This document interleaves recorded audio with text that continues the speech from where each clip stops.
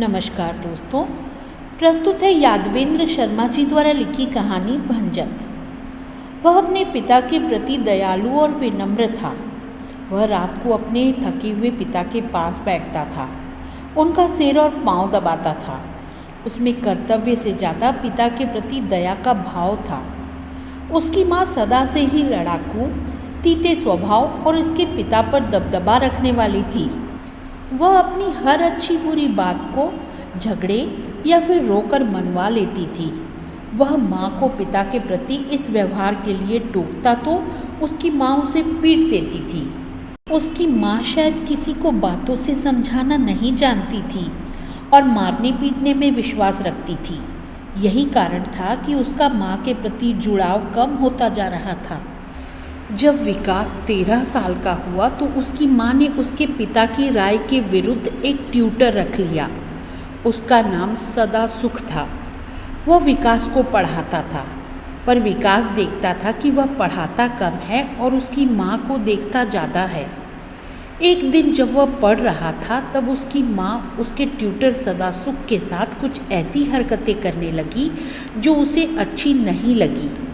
उसने माँ को टोका तो उसने उसे डांटा। बाद में उसकी माँ उसे 1 रुपया देकर कहती कि जा आइसक्रीम खा आ। वह चला जाता। जब लौटता तब दरवाज़ा बंद होता था। तब वह आइसक्रीम खाने के लिए मना करने लगा। उसकी माँ उसे जानवर की तरह पीटकर बाहर भेजने लगी। वह ज़्यादा पिटाई सहन नहीं कर पाता था। तब उसमें माँ के प्रति क्रोध, घृणा और आक्रोश भरता गया। धीरे धीरे सबने देखा कि वह अत्यंत निर्दयता से मकड़ी और चूहों को मारने लगा है। हालांकि उसके घर में छिपकली नहीं थी, लेकिन यदि वह भूले भटकी आ गई तो वह बाँस से उसका इतना घिनौनेपन से कचूमर निकालता कि घिन होती थी। उसकी इस गंदी हरकत का पता काफ़ी बाद में एक आदत के रूप में दूसरों को लगा। उसकी माँ तो उस दिन हैरान हो गई जब उसने अपनी खाट के पास 2 मरे हुए चूहे देखे। वह चीख पड़ी और अजीब सी ग्लानि से भर आई। वह बाहर निकली और उसने पड़ोसिन से कहा कि 2 चूहे उसके पलंग के पास मरे पड़े हैं, कहीं प्लेग। पड़ोसिन बीच में ही खिलखिलाकर हंस पड़ी। होठ पर उंगली रखती हुई बोली, तुम क्या आंखें मूंदे रहती हो? घर में क्या हो रहा है इसका भी तुम्हें कुछ पता है? तुम्हारा सपूत क्या करता है इसका भी कुछ ख्याल है? वह क्या करता है ऐसा? उसने विस्मय से पूछा। अरे वह तो मक्खी, मकड़ी, छिपकली और चूहों का जानी दुश्मन हो गया है। देखते ही उन्हें मार डालता है। बड़ा ही पापी है। उसके स्वर में घृणा थी। परवर कुछ नहीं है। उसने जैसे रहस्य की बात उगली। अरे लाला रामलाल के घर में एक चूहा बहुत तंग करता था, पकड़ में ही नहीं आ रहा था और तुम्हारे लाडले ने पलक झपकते ही उसे मार डाला। हालांकि लाला उसे मारना नहीं, केवल पकड़वाना चाहता था। हत्यारा है तेरा लाडला। उसकी माँ गुस्से में लाल पीली हो गई। उसने विकास को रुई की तरह ढूंढना शुरू कर दिया। वह मार खाता रहा और पक्के ढीठ की तरह चुपचाप आंसू बहाता रहा। उसकी माँ उसे इस बात के लिए राजी नहीं कर सकी कि वह चूहों आदि को न मारने की प्रतिज्ञा करे। उसने न हाँ कहा और न, केवल रोता रहा। तब उसकी माँ समझ गई कि वह अपने इस हिंसक कार्य से बाज नहीं आएगा।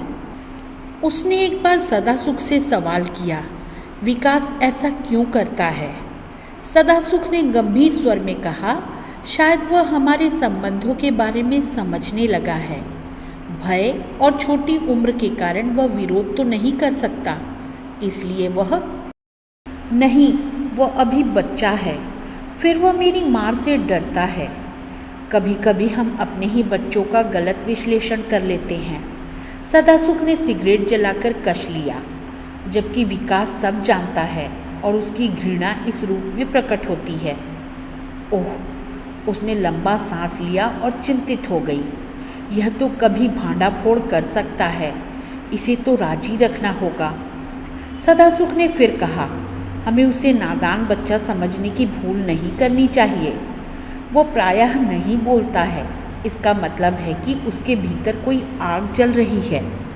उसकी माँ ने बुद्धि से काम नहीं लिया, दूरदर्शी वह थी ही नहीं। उसमें मैं माँ हूँ का अक्खड़पन ही अधिक था। वह गहरे प्रश्नों का जवाब न ढूंढकर उन्हें टाल देती थी। पर विकास के हृदय में माँ के छिनालपन के कई छोटे मोटे कैक्टस उगाए थे। अपने पति के प्रति विश्वासघात की बात उसके संस्कारित मन को बहुत ही चोट पहुंचाती थी। ओह, यह दोपहर क्यों आता है? उसका बाप दिन में घर में क्यों नहीं रहता? यह मास्टर का बच्चा कितना नीच है, वह सोचता रहता। कभी कभी वह करुणा से अभिभूत हो जाता था कि उसकी माँ को उसके बाप पर दया क्यों नहीं आती। वह बेचारा जीवन की गाड़ी चलाने के सिवाय कुछ भी नहीं सोच पाता था। सुबह उठकर हवन पूजा आदि संस्कारों को कराने निकल पड़ता। साथ ही साथ वह यजमानों के घर से घी, आटा, मिर्च, मसाला भी मांग कर लाता, एकदम गधे की माफिक बोझ उठाए। शाम को थका थका सा उसका बाप आता और बिना कोई सवाल किए रोटी खाकर ईश्वर का नाम लेकर हाथ मुंह धोकर सो जाता था। सुबह फिर वह पाठ पूजा कराने निकल जाता था। कोल्हू के बैल की तरह उसके कंधे पर 3-4 झोले लटकते थे। वह कुछ भी अर्जन करता उसको पत्नी को सौंप देता। पत्नी भी संतोष भाव से उसे ग्रहण कर लेती। विकास आश्चर्य से उन दोनों के संवादहीन रिश्तों को देखता रहता। सोचता रहता कि ये दोनों आपस में तरह तरह की बातें क्यों नहीं करते, हंसते और ठिठोली क्यों नहीं करते। एक बार जब विकास ने सहमते सहमते पूछा, माँ, आप सदा सुख से तो बहुत सी बातें करती हैं और पिताजी से नहीं, तो उसकी माँ ने उसे जवाब की जगह पीटना शुरू कर दिया। उसने क्रूरता से सौतेली माँ की तरह कहा, कमीने, पढ़ाई लिखाई की जगह फालतू बातें करता है। बड़े क्या करते हैं उसमें तुम्हें क्या लेना देना। खबरदार, कभी भी किसी से जिक्र किया तो जीभ काट डालूंगी नासपिट्टे की। वह दहशत से घिर जाता था। उसके मन में माँ के प्रति एक घृणाजनित भय था और पिता के प्रति सहानुभूति। वह अपने पिता का कट्टर पक्षधर बनना चाहता था और उन्हें सब कुछ नंगा करके बताना चाहता था, जिसे वह पचा नहीं पा रहा था। किंतु वह न जाने अपनी माँ के छिनालपन को अपने पिता को बताने में खुद क्यों असमर्थ पाता था। उसे इस सच्चाई को उजागर करने के लिए भय लगता था। उसकी और भी विचित्र स्थिति यह थी कि वह सदा से अपने माँ बाप से मर्यादा, धर्म, सच्चाई और नैतिकता की बातें सुनता आया था। पाप करने वाला नरक पाता है, स्त्री को सती सीता सावित्री की तरह होना चाहिए। यह भी कैसी विडंबना थी कि उसकी उल्टा माँ सत्यनारायण और संतोषी माँ की कथा कराती थी और झूम झूम कर आरती गाती थी। ओह, यह कितना बड़ा पाखंड था। ईश्वर इन्हें दंड क्यों नहीं देता। उसने अपने पिता को एक दिन कहा, पिताजी, आप घर में क्यों नहीं रहते? कभी कभी तो आराम कर लिया करें। कैसे करूं बेटे?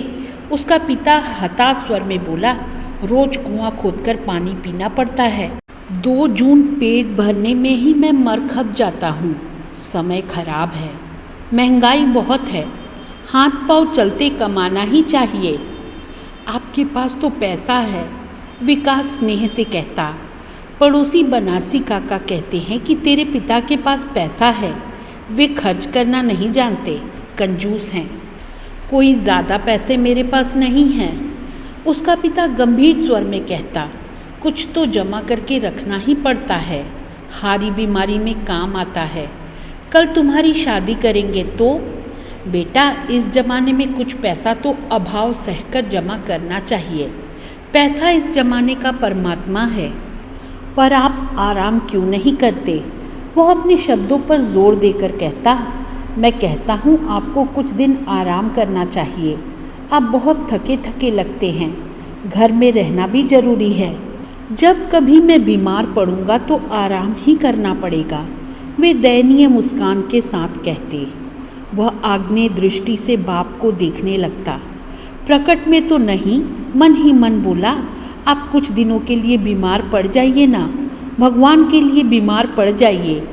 पर प्रकट में बोला, पिताजी, मैं यह नहीं सह सकता, नहीं सह सकता। क्या नहीं सह सकते? वो चुप रहा और उसका बाप सामान्य ढंग से बैठा बैठा अपना सिर खुजाता रहा। विकास का तनाव बढ़ता जा रहा था। उसे अपने भीतर यंत्रणाओं के बवंडर उठते हुए लगते थे और उसकी माँ जरा भी चिंतित और हीनता से ग्रस्त नहीं थी।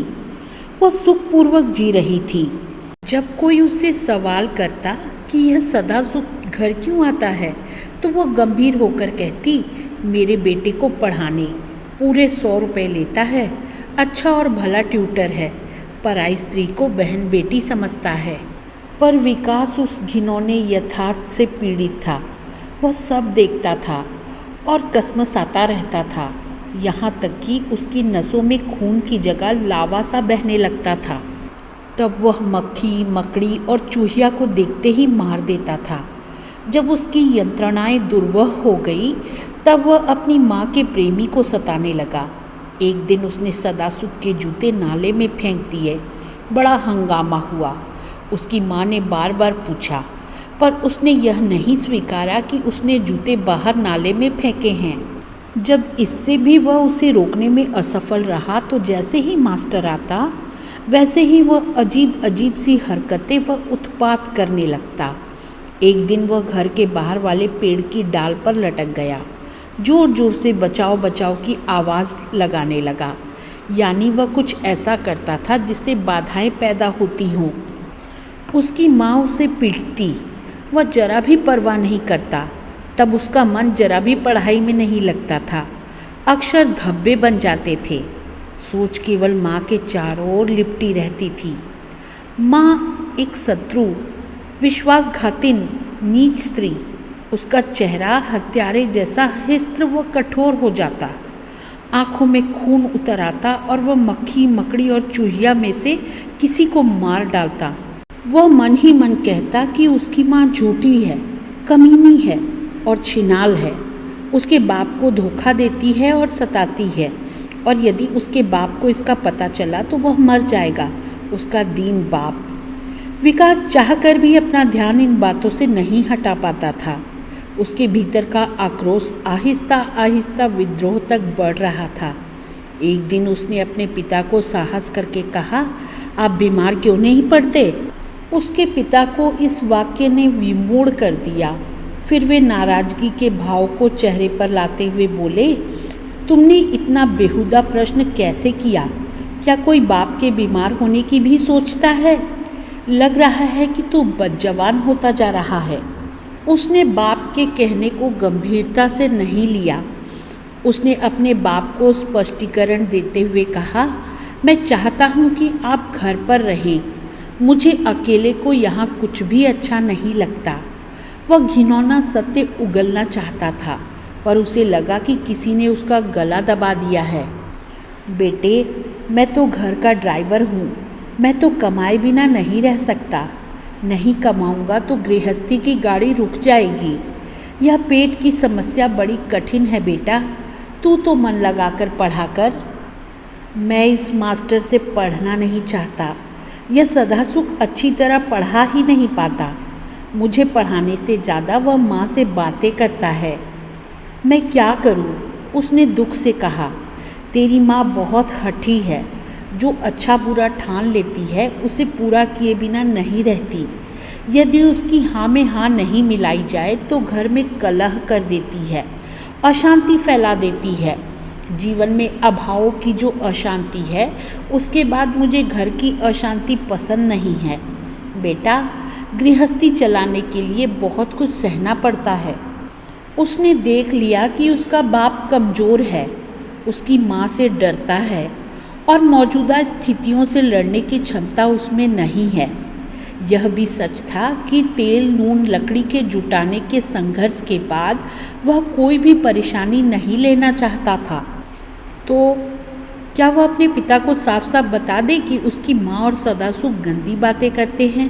नहीं, उसका बाप यह जानकर जीते जी मर जाएगा। वह गरीब और हीन इसे सह नहीं पाएगा। वह अपने बाप के प्रति दयालु हो गया। उस दिन उसके पिता ने रात को सोने के पहले अपनी पत्नी से कहा, विकास कह रहा था कि मास्टर उसे अच्छे ढंग से पढ़ा नहीं पाता, तो उसकी पत्नी के तेवर बदल गए। हिस्त्र कठोरपन उसके चेहरे पर आ बैठा, जिससे उसके चेहरे का कायापन और बढ़ गया। वह ढोल के फटने जैसी आवाज़ में बोली, वह बकवास करता है। सच तो यह है कि वह पढ़ना ही नहीं चाहता। ऐसी हरकतें करता रहता है कि सारा गांव परेशान है। यदि उसकी जगह कोई सीधा साधा मास्टर आ गया तो वह एक अक्षर भी नहीं पढ़ेगा, एकदम बिगड़ जाएगा। उसका बाप चुप हो गया। विकास की ग्रंथियां और बढ़ती गई। वह समझ रहा था कि उसकी माँ पास पड़ोस में अपने दोगलेपन को छुपाने के लिए धार्मिक गतिविधियां करती रहती है और उनमें खुलकर भाग लेती है। माँ खूब पाखंडी है। ओह, उसके बाप जैसा सीधा साधा आदमी नहीं होना चाहिए। एक दिन उसकी माँ ने घोषणा की कि वह मोहल्ले के देवी मंदिर में कल सुबह से रामायण पाठ कराएगी। रामायण पाठ करेंगे मधुर स्वर के स्वामी बीए पास मास्टर सदासुख। इस घोषणा से उसकी माँ की प्रशंसा में अनेक वाक्य इधर उधर उछलने लगे। उसी शाम देवी मंदिर को सजाया गया। बहाना बनाया गया कि उसके पति ने स्वस्थ रहकर अपने 39 वर्ष पूरे कर लिए हैं। उस आयोजन में काफ़ी पैसा खर्च होना था। साथ ही उसकी माँ के पतिव्रता होने के भी चर्चे फैलने लगे। उसके दोस्तों ने भी उसकी माँ द्वारा पति के लिए रामायण पाठ कराने की प्रशंसा की। जो प्रशंसा के रंग बिरंगे वाक्य विकास के चारों ओर नाचने कूदने लगे, त्यों त्यों उसके भीतर गुस्सा, घृणा, अधीरता और आक्रोश बढ़ता गया। जब रात को उसका बाप आया तो उसकी माँ ने बड़ी नाटकीयता से बताया, आप 39 वर्ष पूरे कर रहे हैं। उसकी एवज में मैं कल देवी माँ के मंदिर में रामायण पाठ करा रही हूँ। जीवन मृत्यु तो ईश्वराधीन है, उसके लिए रामायण पाठ की क्या ज़रूरत है? उसके लिए 100-200 रुपये खर्च करने की क्या मजबूरी है? उसने झुंझलाकर कहा, यह तो मूर्खता है। मैं 200 रुपये कितनी कठिनता से कमाता हूँ। तुम्हें यह सब करने के लिए मुझे पूछना चाहिए था। वाह, सब कुछ आपकी भलाई के लिए करूँ और पूछूँ भी। उसने सुनकर कहा, मुझे क्या अपने पति के शुभ के लिए इतना अधिकार नहीं है? विकास ने सोते सोते कहा, पिताजी ठीक कहते हैं। वे गधे की तरह मेहनत करके 200 कमाते हैं और आप तो चुप कर बदतमीज, बड़ों के बीच क्यों बोलता है? बोलूँगा पिताजी, यह पाखंड है। नास्तिक कहीं के। उसकी माँ उस पर झपटी और तड़ातड़ पीटने लगी। बड़ी लंबी जबान हो गई है तेरी।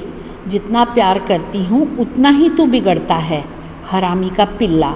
इस बार बोला तो हड्डी पसली एक कर दूंगी। उसके बाप ने उसे रोका।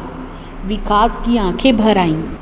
जब उसके पिता ने उसकी माँ का पक्ष लेते हुए कहा, तू चुप रहा कर विकास, बात तो हम कर रहे थे, क्यों बीच में बोलता है? उसकी माँ सधे स्वर में बोली, मैं कोई अपने भले के लिए थोड़े ही कर रही हूँ, आपके भले के लिए हो रहा है सब कुछ, और मुझे डांटा भी जा रहा है। मैं तो रामायण पाठ के लिए मना कर दूंगी। इज्जत मेरी मिट्टी में ज़्यादा मिलेगी तो कुछ कीचड़ आप पर भी उछलेगा।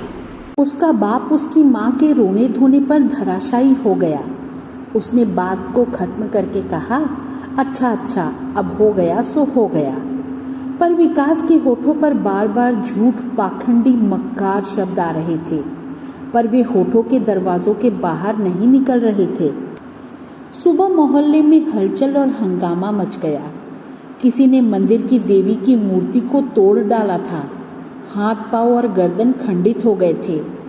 लोग तरह तरह की आशंकाओं से भयभीत थे और अटकलें लगा रहे थे कि यह काम किस पापी का है। देवी माँ उसे अवश्य दंड देंगी। कुछ औरतों की आंखें गीली हो गईं, क्योंकि उन्हें लग रहा था कि अवश्य ही कुछ अनिष्ट घटेगा। मुसलमान इस मोहल्ले में नहीं थे, पर कट्टर व अंधविश्वासी लोग कह रहे थे कि यह दुष्कर्म किसी विजातीय का ही हो सकता है।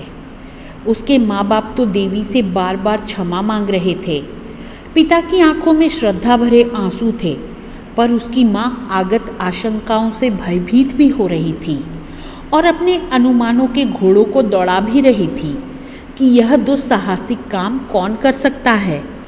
एकाएक उसका मन खड़े हुए लोगों के चेहरों को पढ़ने लगा। उसकी दृष्टि सबके चेहरों के भाव को पढ़ती हुई अपने बेटे विकास पर ठहर गई, जो मंदिर के आगे उगे हुए पेड़ पर बैठा बैठा मंद मंद अर्थ भरी मुस्कान बिखेर रहा था और कभी कभी अस्फुट शब्दों में बड़बड़ाता रहा था।